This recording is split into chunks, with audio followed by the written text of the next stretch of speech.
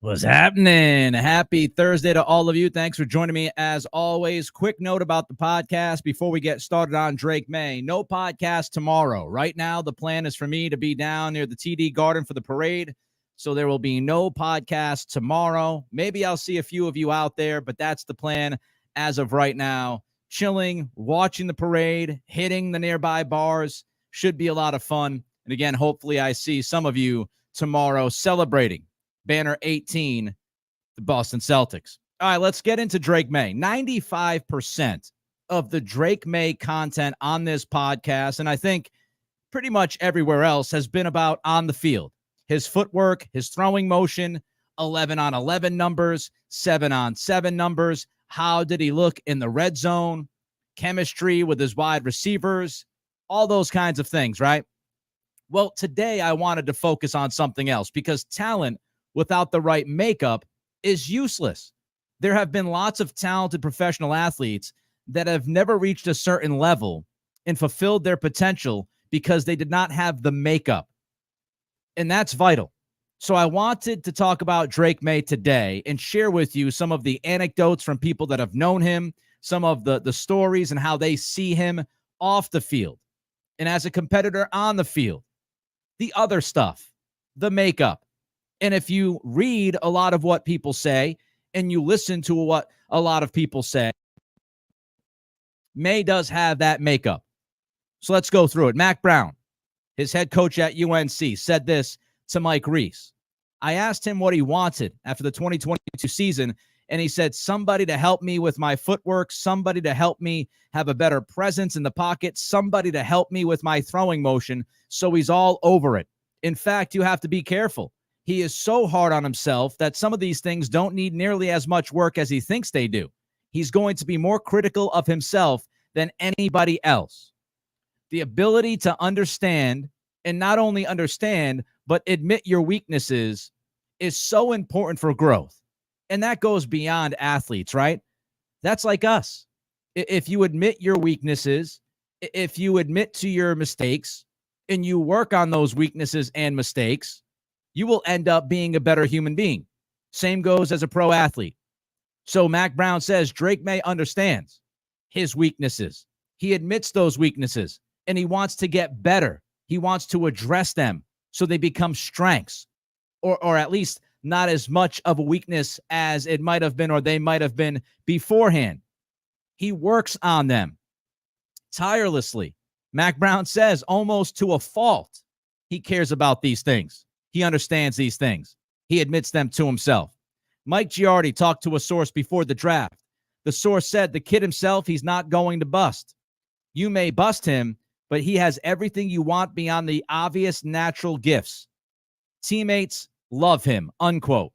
That was a source before the draft. So this was not hindsight 2020. The Patriots had already drafted Drake Maye.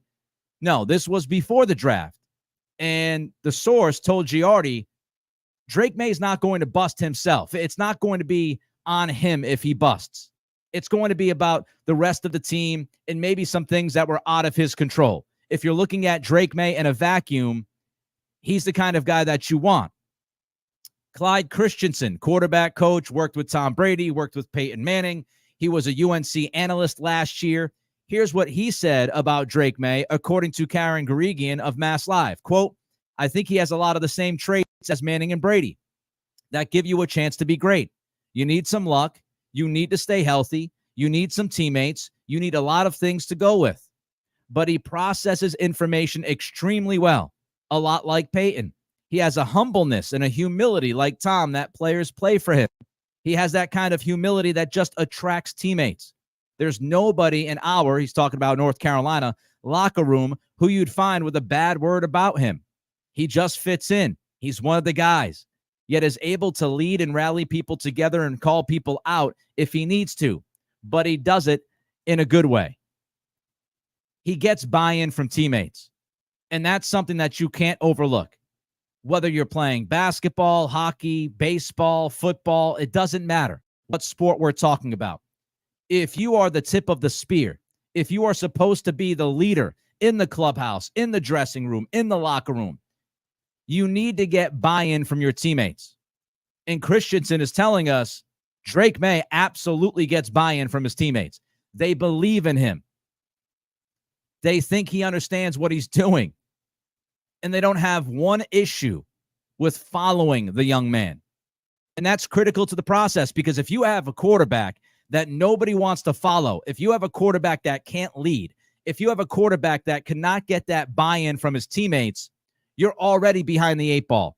It's a huge step in the process to be able to get those guys, whether they're rookies, young players, veterans, everybody has to rally around the quarterback one. And that quarterback one needs to get that buy-in from those players so he gets that rallying around him. The offensive line will play harder for you and in front of you and protect you if they buy into you as a football player. The wide receivers will fight more often than not for you if you get them to buy in. They won't be hesitant going across the middle or catching a football in traffic because they're buying in. They believe in you. They believe that you are in for the fight, so they're going to be in for the fight. Belief in the quarterback brings confidence across the team. Look at last year. There wasn't a lot of belief in Mac Jones. There wasn't much belief in Bailey Zappi. Now, that's not why the team wasn't good. We've gone through that autopsy plenty of times. We're not going to do it again. But the idea that if you don't believe in the quarterback, it's going to make everybody to start second guessing. And if you don't buy into the quarterback, that team confidence is not at a very high level. You think Patriots teams back in the day believed in Tom Brady? Absolutely. No doubt. We saw that during Brady night. The buy-in was pretty much universal. Do you think the Kansas City Chiefs believe in Patrick Mahomes? Of course they do. And the more that they believe in Mahomes and the more that he shows them why they should believe in him, the more confident that team gets. That's how you can win a Super Bowl without a bona fide wide receiver one. I know Travis Kelce is like a receiver, but he's not the same guy. You get the point. And I love this thought that Drake Maye has humility, because we've seen a lot of professional athletes who do not have the humility. They've got the gigantic ego. They think they have it figured out from day one. They don't want to listen to people. They don't want to be coachable. They don't want to be a good teammate. They can't get the buy-in because they lack that humility. They think their crap doesn't stink and that the world revolves around them. And so Maye, as talented as he is, and he's raw, but as talented as he is, to have that humility at his core is very important moving forward, because that will allow players to relate to him, players that might not be as talented as him. He has that humility to bring those guys in. And he's also very accountable. And when you're accountable as QB1, you can call guys out. That's why you don't want to see your quarterback in post-game interviews pointing fingers at others, throwing others under the bus, not taking responsibility or accountability for their own mistakes, their own screw-ups. Because if they're incapable of being accountable for their actions, it's very difficult as the team leader to call other guys out. But if Maye is accountable, he can hold others accountable. And that's why Elliott Wolf, at the time of the draft, he said, go back and watch Maye. Even during his toughest games, he went out, he spoke to the media, he took accountability. Even when things weren't his issue to worry about, even when they weren't his mistakes that cost the team, he still went out there, he took accountability and responsibility, and that all weaves in to his teammates buying in and believing in him. Because he's out there front and center taking the bullets, so to speak. And that accountability allows Maye, behind closed doors in that locker room, to get into somebody's face and call them out for something that they did not do, because that player that gets called out cannot reciprocate it to Drake Maye. They can't go back and say, well, you haven't done the work, Drake. You walk around here like you're the biggest thing since sliced bread. They can't do that because he has the humility, he has the work ethic, and he has the accountability. Those three things allow Drake Maye to speak to his teammates the way he needs to speak to them in certain situations. I've got a lot more on Drake Maye. We're not talking just about on the field talent. We're talking about his character, his makeup. But don't forget, as we move along this podcast on this Thursday, to hit that thumbs up button. That's the like. Give us that like. Takes a second of your time. Means more eyeballs to the product, which is vital for us to continue to survive this. So don't forget to give us that like, that thumbs up. Don't forget to comment. Don't forget to subscribe. Trying to build these subscriptions. We're struggling. It's 150 degrees outside. It's the dog days of summer, and we haven't even hit summer yet. That happens, tomorrow, right? But here we are. So we got to build these numbers. Like, comment, subscribe, rate, and review. That's how we do it. All right, back to some notes, back to some comments. Back to Clyde Christensen, the quarterback's coach, said this about Maye, quote, I think he does have that awareness of what's going around, which is huge. It's a huge thing to have. When do you jump on the offensive line? When do you just try to build them up? When do you give the receivers a kick in the butt? When do you hug them up? He does have a knack for that. An awareness of when and where and how, that's huge. Put simply, Drake Maye understands, or at least he understood at UNC. I don't know why this would not be the case in Gillette Stadium on the NFL level. Maye reads the room. You ever meet somebody that just fails to read the room? Like, something's going on, something important could be happening, something dramatic could be happening, something emotional, and one of your friends just does not read the room. On the flip side, you're out at a bar, things are happening, the vibe is great. You got a buddy that just doesn't read the room, always puts his foot in his mouth, right? Maybe you were a little bit younger. Maybe you're young right now. You go out with some buddies. You're at the bar. You're having a good time. Maybe you're out with the ladies and you're having a good time, right, ladies? And, you're talking to a group of dudes, or you're a dude talking to a group of ladies, and it feels like this is happening tonight. This is a good thing. It's a Friday night. The music's great. The drinks taste good. We're all having a great time. And then one person just ruins it by saying something stupid.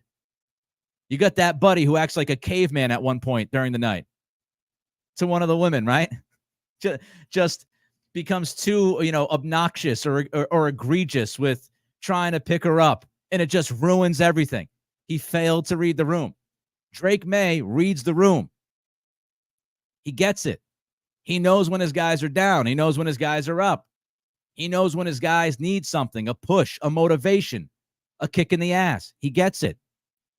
And that kind of leadership in a quarterback, it cannot be overstated. You know what else can't be overstated? Mental capacity. Mental capacity at quarterback. Tom Brady, his superpower was his brain. He had a supercomputer between his ears. I always go back. Let's go back to the time when, Brady told everybody, I'm just so much confident. I have so much confidence now, so much more confident because I feel like I have the answers to the tests. And that's because he had that supercomputer. He could watch something play out and he could store it in the back of his brain. And whether it was later in that game, later in that year, years down the road against the same opponent, he understood the tendencies. He understood what the defense was trying to do because he had seen it before, even if it was 3 years prior. He'd be the guy on the plane that was watching film after a win, flying back, because he was absorbing the material. And that supercomputer is why Brady was great. It wasn't just the competitiveness. It wasn't just the arm as his arm got better, as his career went on. It wasn't just that. It was his supercomputer, what he had between the ears. JB Brown jumps in and says, back in the day, that buddy got a code red blanket party later if he did that. There's always one. There's always one in a group. Chill out, man. Come on, Tommy. What? Relax. You ever pull the guy to the side? I'm sure women go through this too. You pull the buddy to the side. What are you doing? You're ruining this. Having a great time. Don't be an idiot. Love it. So always at least one. But the supercomputer for Tom Brady. Doug Kyde, wrote about Drake Maye winning over the Patriots in the Boston Herald. He wrote this: at his pro day at UNC, the Pats were impressed by his recall. Maye remembered everyone in the room and what they had discussed. So it's not only, hey, Gerard, hey, TC, hey, Ben. It's not just remembering the names. It's the fact that Drake Maye also remembered what he had discussed with those guys before. He remembered the conversations. So it wasn't just a memory test that his agent put him through so he could remember the roll call of the offensive staff in the front office. He called back to conversations that they had, which means he made the connection. And we know Gerard Mayo, Elliott Wolf, they've talked about making a connection. Van Pelt has talked a lot about making connections.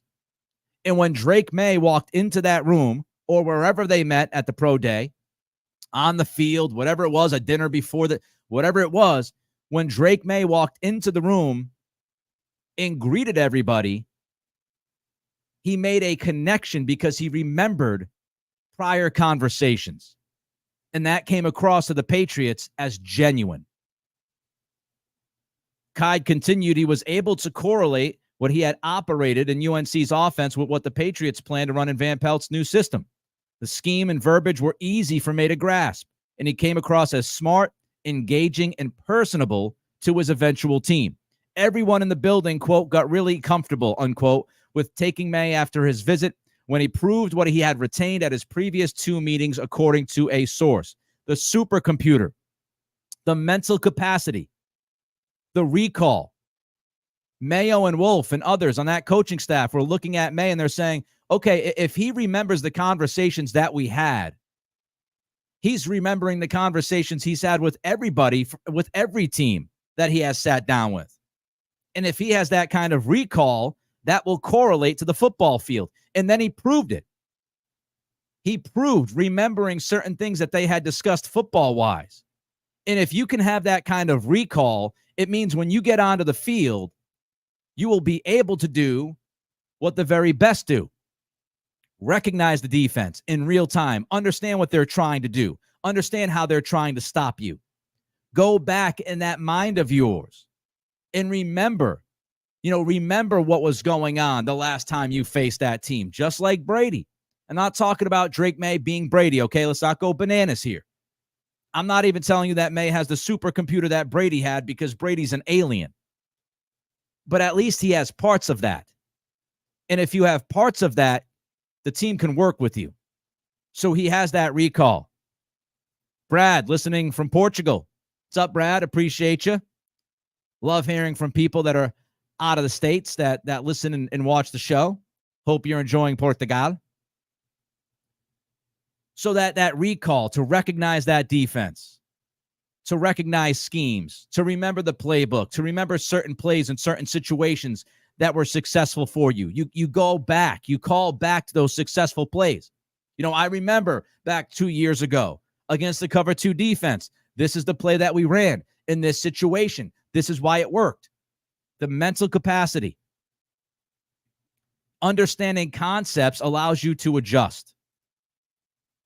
Phil Longo, who was Drake Maye's offensive coordinator in 2022 at UNC, he said this about Drake's makeup, according to Evan Lazar. Quote, it's not as hard to find talented quarterbacks as it is to find talented quarterbacks who want to know the game as much as play the game and are elite competitors. If it's not a good character guy, I have no interest. I don't care how good he is. It's hard to find players coming out of high school that are just obsessed with the game. The X's and O's, the actual knowledge of the game football-wise, and it's hard to find guys that just want to compete. I could challenge Drake to any competition, whether he's done it before or not, and he'd kill me to win if he had to. The competitiveness. That's another part of this, right? While we talk about Drake Maye, don't forget, like, comment, subscribe, rate, and review. Take the time out. You're not going to have to spend 10 minutes to do it, but it helps us an awful lot. Like, comment, subscribe, rate, and review.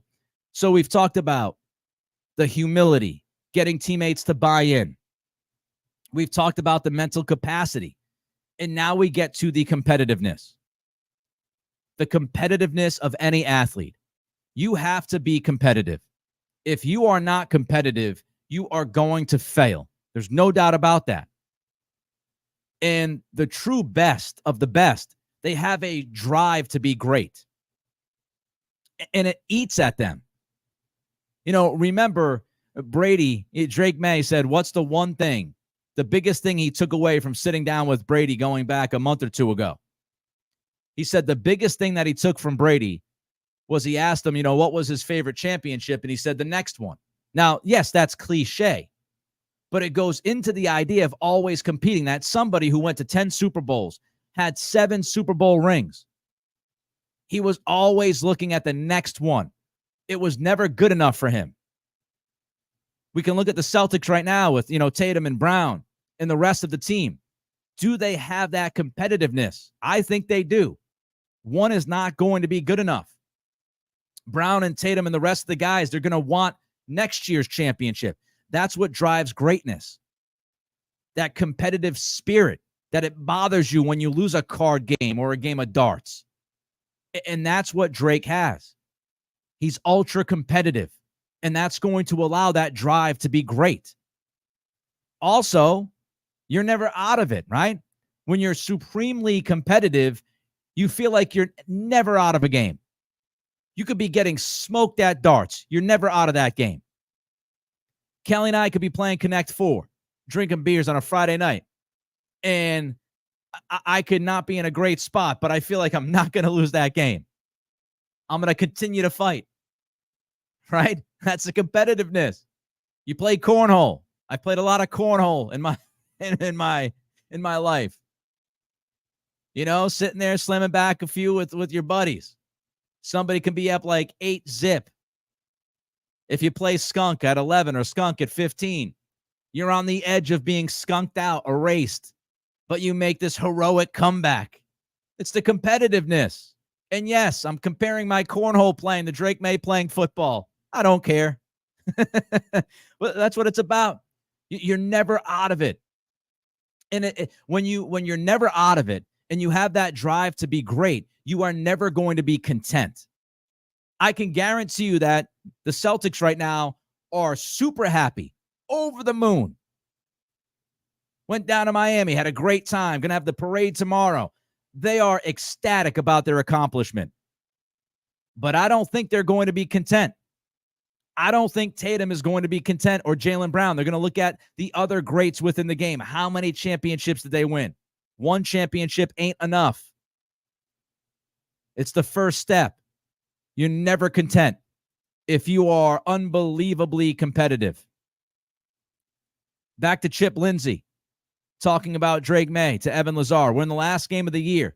We're playing a really good defensive team at NC State, and we're struggling. It would have been really easy for him to just ride off into the sunset, knowing where he is in the draft and all those things. The guy just kept competing. I go to see him at halftime. We're down, and he's like a coach. I like this. I like this. I like this. Let's go back to this. Just never any inkling that he wouldn't go and compete all the way to the end. That's the kind of thing that really stood out to me, just about his drive and about how important it is for him to be there for his teammates. So this is somebody who was going to be drafted. He knew he was going to be drafted. He was likely going to be drafted in the top 3. They're struggling against NC State. The offense doesn't really have it. And there he is at halftime pouring over plays with the offensive coordinator, trying to figure out how they can get back in that game and compete. He could have packed it in, but he didn't. Drake Maye's a dog. And usually when your quarterback is a dog, your team is full of dogs. Look back to Brady night. The anecdotes about competing, right, against the defense during practice. Brady was a dog. He challenged the defense. He wanted to beat the defense every single practice. What did that do to the defense? We heard it from McGinnis. We heard it from Wilfork and McCourty. That made the defense want to punch Tom in the mouth. Made the defense get amped up. They knew their quarterback was a dog, and for them to beat that dog, they had to be dogs. And that's who Drake Maye is. JB Brown jumps in with a super chat. Thank you, JB. $5 super chat. I've never been prouder of my son than the day he beat me in one-on-one at 12 by burying a 3 in my face, then asking if I like that. He did it like a little Kirk Cousins. You like that? You like that? Being competitive matters. It does. You think Jamarcus Russell was competitive? No. No way. Kristaps Porzingis is competitive. That's why he goes out there in the shape that he was in on Monday night to try to win that championship with his team. Jaylen Brown, upset, didn't make the All-NBA team, didn't make All-NBA defense this year. That drove him, right? Go back to the sounds of the game when he is demanding to Charles Lee, if Luka's in this game, I am in this game. I'm not coming out if Luka Doncic is on the floor. That's competitiveness. Jaylen Brown wants Luka Doncic. One-on-one. Mano-a-mano. I'm going to play this guy hard defensively the entire night. I'm going to pick him up on the inbounds. And I'm not going to stop. You have to have that competitive drive. And it's not just in sports, it's in life. Again, appreciate the super chat, JB. One last thing I wanted to talk about with Drake Maye. And this was former NFL wide receiver Eddie Royal. He posted this during rookie minicamp, and it stood out to me. There was a video of Maye communicating with a bunch of teammates. He was talking with Brissett, talking with his receivers. He was going over plays, what he saw on the field, and all of that. And Eddie Royal posted, if you understand ball or even been in a huddle, you know how important this video is. I didn't need to see one throw to know he's going to be a star. This type of communication coming from a rookie is off the charts. Communication. Keeping everyone on the same page. Making sure that you understand what is being done so you don't screw up, so you can help lead the football team. Communicating with guys if things get a little bit iffy in the locker room so you make sure that there's not massive tension between teammates. No breakdowns in communication. If you don't have a breakdown in communication, you're more likely to succeed. So you look at all of these things. We've talked a lot about Drake Maye's talent. We've talked about his arm talent, off platform, all the things he could do as a football player. But today, I wanted to focus on Drake Maye and his character and his competitiveness. And when you read or you listen about Drake Maye's comportment and who he is as a human being, you start to realize that he has a lot of qualities that lend themselves well to being a very successful professional athlete. He's got the humility. He's got the work ethic. He's got the accountability. He's got the mental capacity. He's got the competitiveness. He's got good communication skills. And he's got that dog in him. This doesn't guarantee that he's going to be great. He might never get it on the field.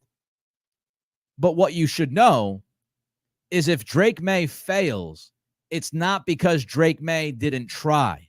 It's not because Drake Maye didn't care. It's not because Drake Maye wasn't working to get better. It wasn't because he was a bad teammate. It wasn't because he lacked humility and the ego got the best of him. It wasn't because he couldn't absorb things that he saw with the mental capacity that he has. And I think that's a very, very good thing. Very, very good thing. All right. I remind you, no podcast tomorrow. Planning on going to the parade. Jay, 1988, Celtics guy, jumps in, says parade tomorrow is going to be fun. I hope so. Something crazy. I've never gone to a championship parade.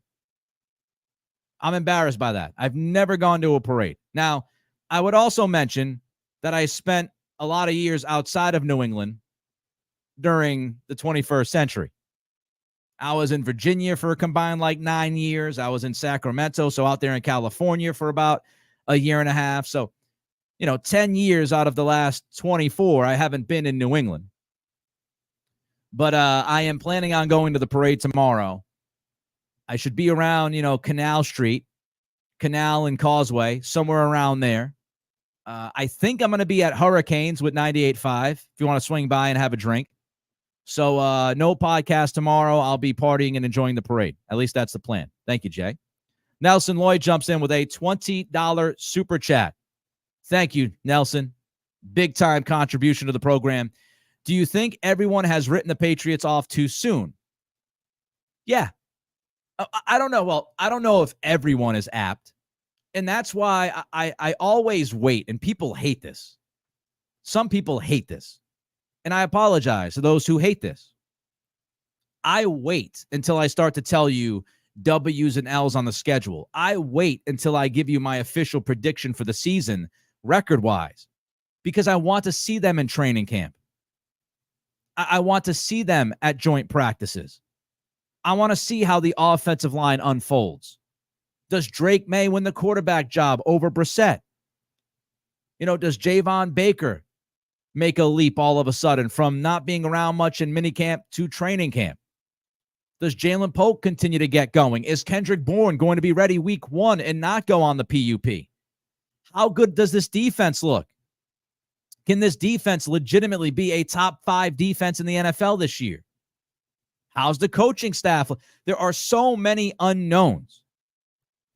So I do think right now, some people are going bananas about how terrible this team is going to be.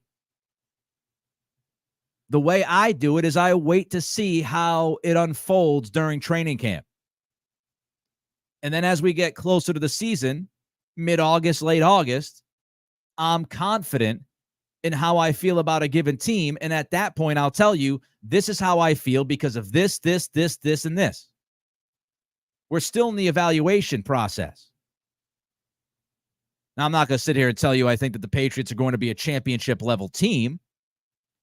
But I also think people saying, 2-3 wins, let's relax a little bit. There are so many unknowns. And we're not just talking about the Patriots. There's a lot of unknowns about the rest of the league. Did we know that Rodgers was going to voluntarily miss minicamp for some kind of event? And by the way, I still haven't seen what the event was. Maybe you did. I don't think we ever figured out or found out what the event was that Rodgers went to that made him miss minicamp. So how does that impact things? Is Joe Burrow, when he comes back, is he going to be fully healthy? He's had several injuries he's had to deal with. Maybe that week 1 game against Cincinnati isn't as big of a challenge because maybe Burrow isn't ready yet. I mean, there's just so many things that can happen. So I want to see what this looks like at training camp. When guys have pads on, when the competition amps up, I want to see how this team looks in joint practices.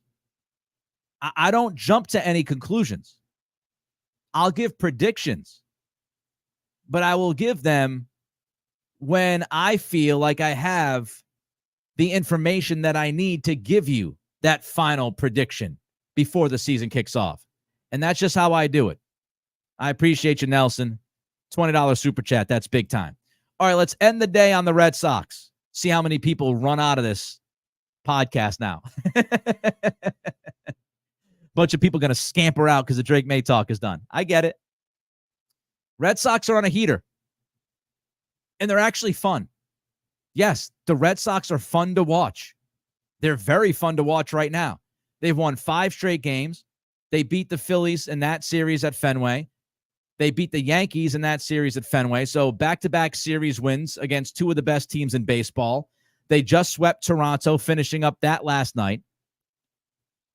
And during this 5-game win streak, they've hit .330. They have a plus 19 run differential. Their ERA is just a sliver over 3. And they are now 5 games above 500, the high water mark. So 5 games over 500. And we're 75 games in. For my buddy Tyler Milliken, 98.5, and also the Carabas Pod. Milliken He posted this morning through 75 games. You ready for this? Offensively, batting average, Red Sox are 5th. OBP, 5th. Slugging, 4th. OPS, 5th. They've scored the 9th most runs in baseball. But they're not just one-dimensional. Pitching-wise, they've got the 5th best ERA. Their rotation has the 6th best ERA. The bullpen has the 7th best ERA. They have the 6th most strikeouts in baseball. Their batting average against is 13th, so upper half. Now, what they haven't done well is defend. They've had some really awful stretches of defense. They have the most errors in baseball. Interestingly enough, though, they also have the 12th most defensive runs saved. So, and really what we've seen is this lineup somehow, some way has started to heat up in June. They've been super hot in June. Again, thanks to Milliken for this post. Heading into last night, they had 7 runs last night. 5 of those runs were earned against Toronto. They had 7 runs, 5 earned, 10 hits last night. But going into last night, in the month of June, the Red Sox had the best batting average in baseball, the best OBP in baseball, 6th best slugging, scored the 4th most runs in baseball, the 5th most RBIs, 13th most home runs. So they've been scorching at the plate in June. And one guy that's been unreal, Emanuel Valdez, has been raking. 18 games since he was recalled from AAA. He's hit .333, 4 bombs, 6 doubles, 14 ribbies, 10 runs. His OPS is 1.156. Woo! Doggy. My man is raking. You know who else is raking? Sedan Rafaela. He took the night off last night. They have an off day today, so 2 days off for Rafaela. But he's been super hot in June. Guess who tweeted this? My buddy Tyler Milliken. 16 games in June for Rafaela. He's hitting, this is his slash line, 377, 406, 475, 882. He has a home run, 3 doubles. In the last week, his slash line is an absurd 615, 643, 846. His OPS is 1.489. Rafaela's extension could look like the best decision the Red Sox have made in a long time if this guy continues to play the way he's playing. Gold glove level defense in center, arguably gold glove level defense at short when he's played there, and now he's starting to hit the baseball a ton. And he's really young, and he's got speed. Red Sox, talking about speed, they got like 5 million steals in June. They've been just nonstop running. They lead the American League in steals with 76, and they're inching closer towards that second wild card spot. They're well ahead of Toronto. They're creeping up in the wild card. And I would love for the Red Sox to force John Henry's hand at the trading deadline. Force his hand. Force John Henry to invest in this baseball team this year. What he did not want to do in the offseason, during the winter. I love the Red Sox flipping the double birds to John Henry. Oh, I want them to continue to win. I am rooting so hard for this baseball team. And it's difficult because I certainly don't want to root for John Henry. And the more successful this team is, the more successful Henry will be because people will start going to these games and selling out and buying merch and all of that stuff. But on the other hand, I'm rooting for this team. I'm rooting for Alex Cora, and I'm rooting for every guy in that clubhouse and that dugout. Because their ownership did not believe enough in them to go out and get a Jordan Montgomery or one of these other, big-time free agents that were out there that could have helped this team be even better. So I'm rooting hard for these guys. I'm rooting for Rafi Devers. I'm rooting for Pivetta. I'm rooting for all of them. Connor Wong, Jaron Duran, who is an all-star. Vote for that guy. Because I want them to continue to prove John Henry wrong. You should have helped us more than you did in the offseason because we're hunting for a wild card right now. And maybe we'd be one of the best teams in the league. Maybe we'd be battling the Yankees right now on top of the AL East if you opened up your wallet just a little bit more, John. Force his hand at the trading deadline. Force him to invest.